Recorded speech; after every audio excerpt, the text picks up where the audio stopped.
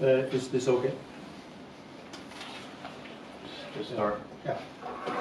God be in my thinking the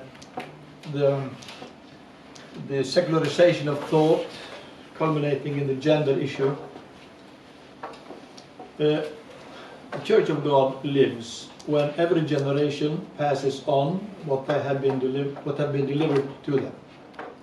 The Christian depositum fidei is delivered to the saints once and for all, but every new generation has to fight their own battle to keep it and to pass it on. So the faith will be challenged both from inside and from the outside of the church. And my first question is, where is the battleground in our generation? I think the gender issue is probably the hottest topic on the public agenda. And we have to look for the roots of this sexual revolution. I think it goes way back, but the signs have been most evident since the 1960s. The women's liberation fight for equal rights for women has been going on for more than 100 years. And a political and a cultural upheaval caught momentum by the great medical progress and the availability of birth control that opened up for liberal extramarital sexual activity. That way, sexuality lost its purpose and its limits. What God had made for procreation, we made into recreation. Sex became a hobby and the body a playground.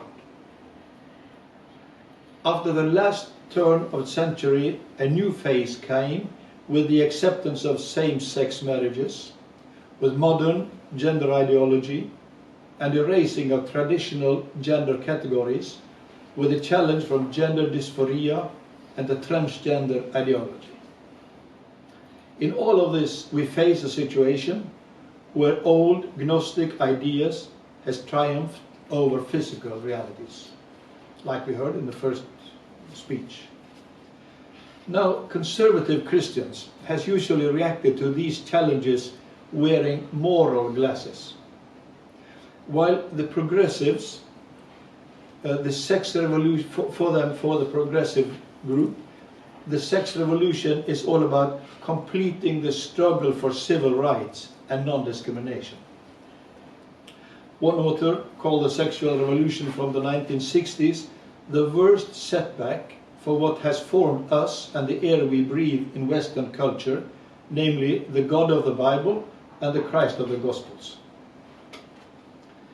If we look back over our history, the first Christians broke with the contemporary, very liberal sexual moral.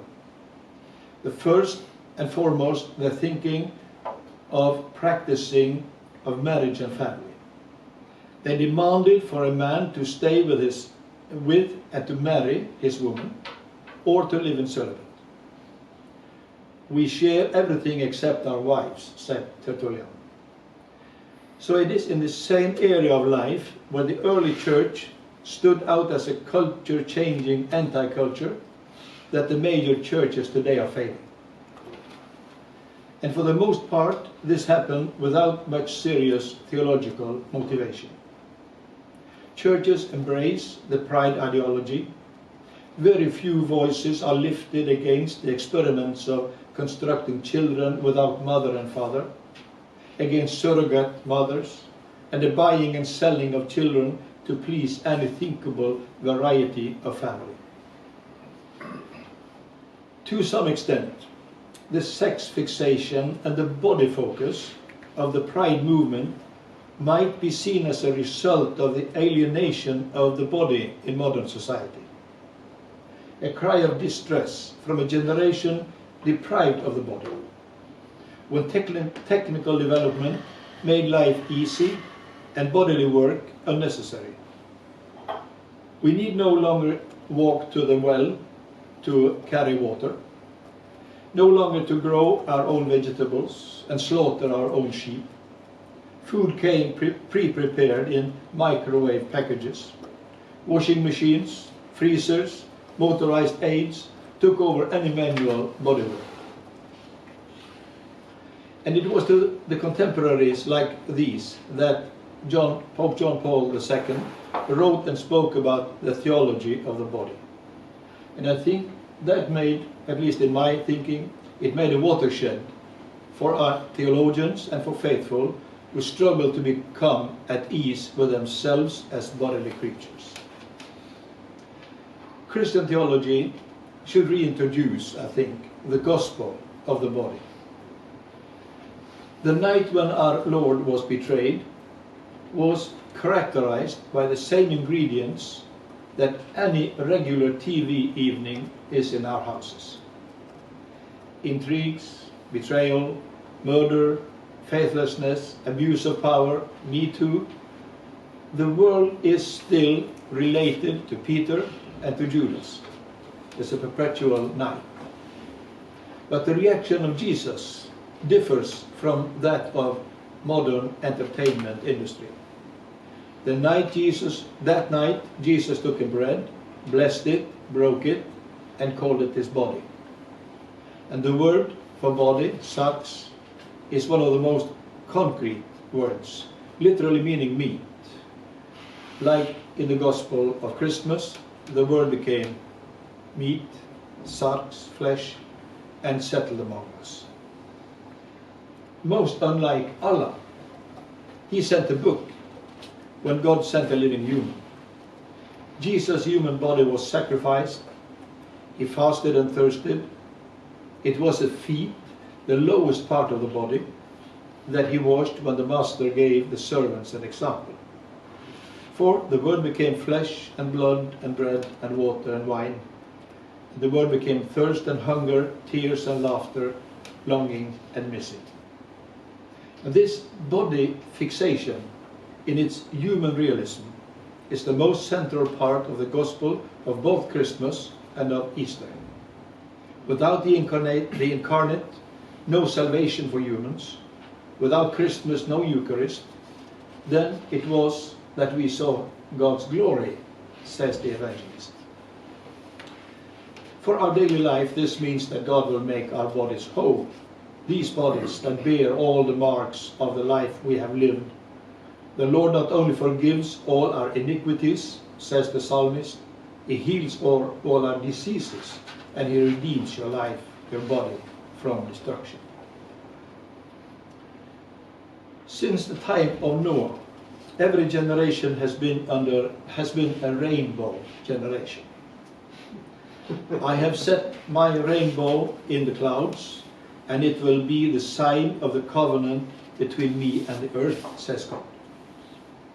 Now the pride ideology has adopted a reduced rainbow as their symbol. And the fight is on between the two rainbows of hegemony, both in the political and the cultural sphere, in schools and churches, and in every human's mind and thinking. Let me give you an example from my country. Last spring, we celebrated the 50th anniversary of decriminalization of homosexual acts between men. On national symbolic places, two flags were flying side by side, the multicolored flag of the reduced rainbow and the Norwegian cross-marked flag. Prime ministers, bishops, and public persons of all kinds competed in regretting a law passed long before any of them were born. And we all wondered which flag is supposed to represent the present Norwegian culture. Now the rainbow flag has imported thinking and realities that the flag of Norway until now never knew. The idea of more than two genders, of children born in the wrong body, of free choice of gender and change of gender, families with no limits to how many or who can marry together. In short, an identity policy and a sexual political re-educational project that unavoidably will overthrow the foundations of the culture and the civilization and the teaching about men that the Christian Church has conveyed up until now. So how are we to meet this situation, to live our lives in times like this? under the real rainbow. Jesus said, "If the world hated you, know that it hated me before it hated you. If you were of the world would love its own. But because you are not of the world, because I choose you out of the world, therefore the world hated you." Many are experiencing the reality of these words today. We are in the middle of a cultural situation where the demarcation line between God and the world is more clear than for a long time. A prophetic voice I listen to, Rodrier, he calls our time a post-Christian Babylon. And you who know your Old Testament history will know that in Babylon, the abducted children of Israel lived under King Nebuchadnezzar, contemporaries of the prophets Jeremiah and Daniel. And still, there seem to be two different Babylons. One of the Jeremiah's experience and one of Daniel's experience. And there is a tension between the peaceful, cooperative climate and the totalitarian state. And the same tension, I think we can register in our surroundings.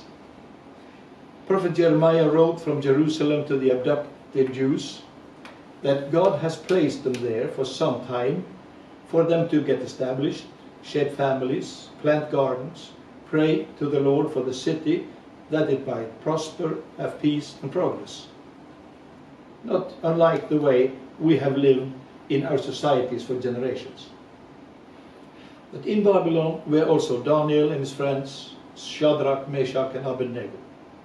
They refused to obey the order from King Nebuchadnezzar to fall down and adore the God image he had erected.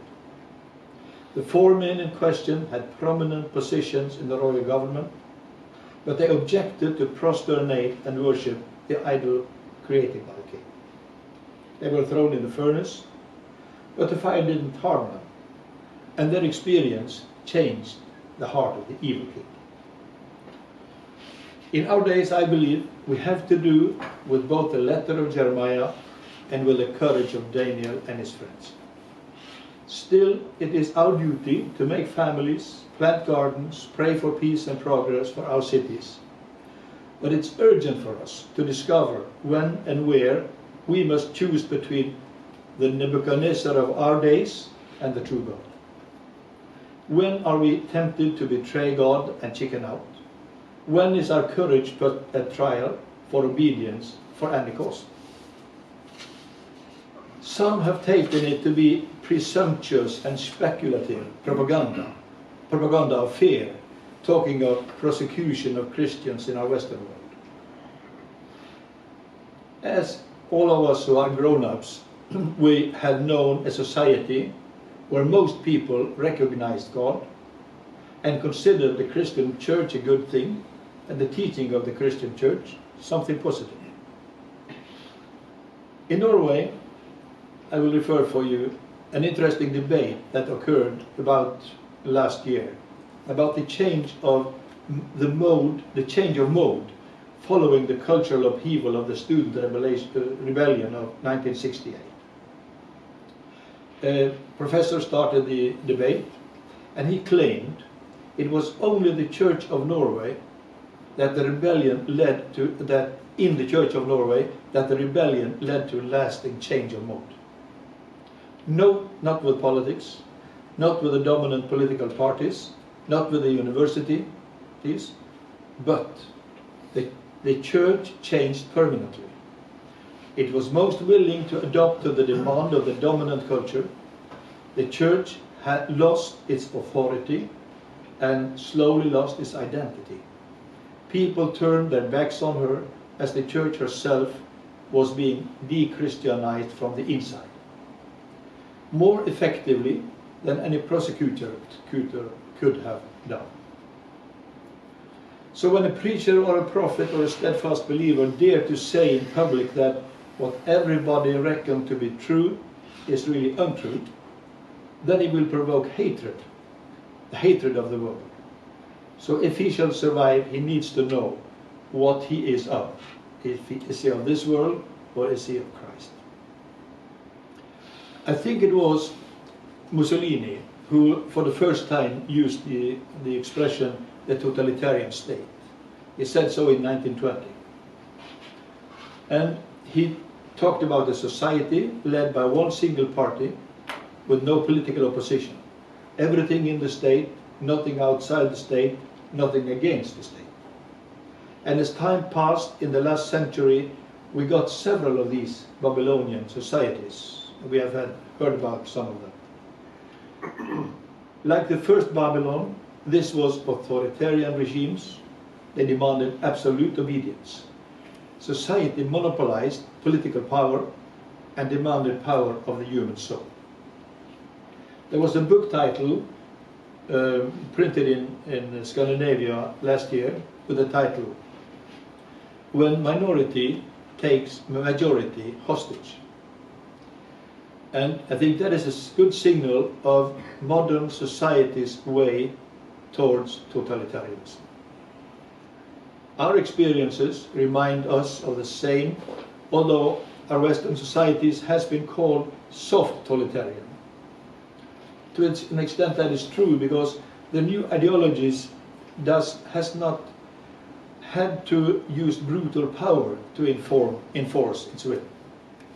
Still, it is a minority that has taken majority hostage, but it's taking over control. The soft way. In the ongoing gender, sex and identity debate, the totalitarian traits are obvious. And especially the young people have started to pay a price. A great confusion, a feeling of unsafety among present-day youth who do experiments with their own identity. They harvest personal, emotional, social and spiritual traumas. The explosion of gender-confused girls gives even the public health care major challenges. In my country, this new ideology is financed by the government. It gives it room in schools and in daycare centers. And the printed and the digital media step up as microphone stands for political action groups. So there is a price for opposing this policy, and it's high. So that's why I think we are on our way well into the dictatorship of totalitarian relativism. Those who do not accept that truth is given those who do not accept that the truth is given a date stamp. Those who believe that God still creates humans as man and woman, they risk to be accused of gender racism. So, when our prospects point towards a destiny like Daniel, Shadrach, Meshach and Abednego, how do we live? I think it's about time to reintroduce and reread the first letter of St. Peter. He writes about the people who lives under an authority that makes us foreigners in this world and for this world. Conduct yourselves in fear of God during the time of your sojourn. Dearly beloved, I implore you as aliens and refugees, abstain from fleshly lust which wage war against the soul. I think St. Peter is at the core of our identity. We are on the side of nature. We are on the side of the Creator. We are not on the side of the world. We argue for what is natural because we believe in the Creator of the natural. But the world is invaded, is occupied by the opponent who fights against the Creator, so the world will hate those who are like us. In this battle, I think it's important to remind ourselves that we are not fighting the humans around us. Our fight is not against flesh and blood, but evil spiritual forces. There is an Air Force One that is rearming against all of God's friends. And they make allies with humans in their hate campaign, but nota bene, our fight is a defense fight. And our real enemies are the unbiblical ideologies, the thought systems, the trends, and the diabolic army that St. Paul has described in Ephesians chapter 6. There is also a challenge today very much in our country about tolerance. Tolerance is supposed to serve the multiculture in a modern mind. But I say, do not be fooled. The real tolerance says something else.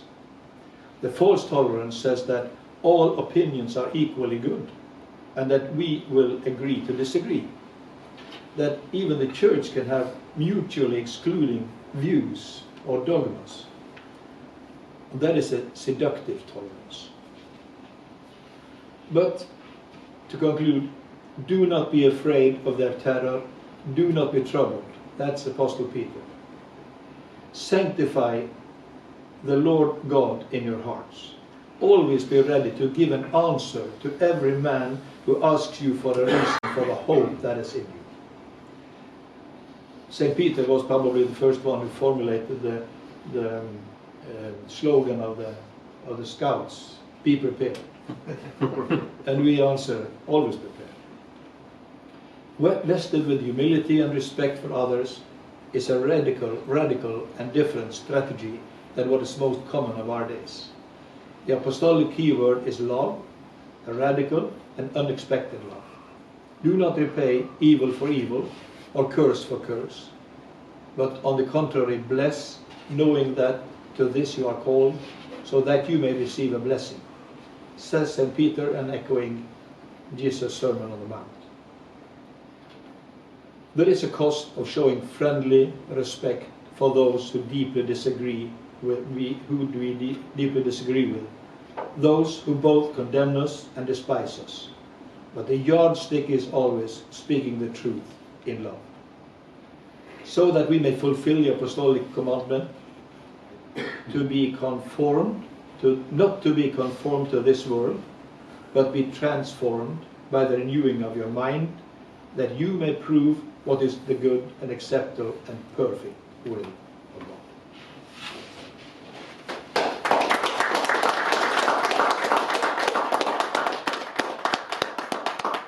And since the Bishop of Oslo recommended literature for you, I will recommend this one.